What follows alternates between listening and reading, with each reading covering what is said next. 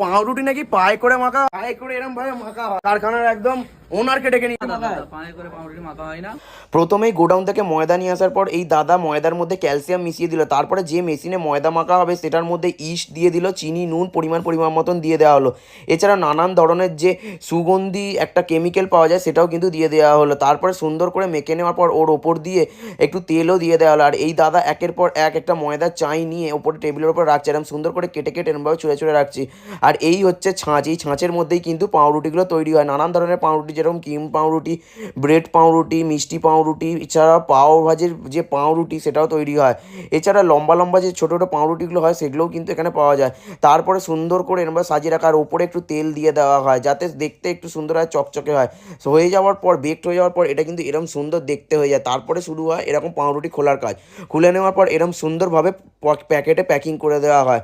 দেখতে কতটা সুন্দর লাগছে তাই না?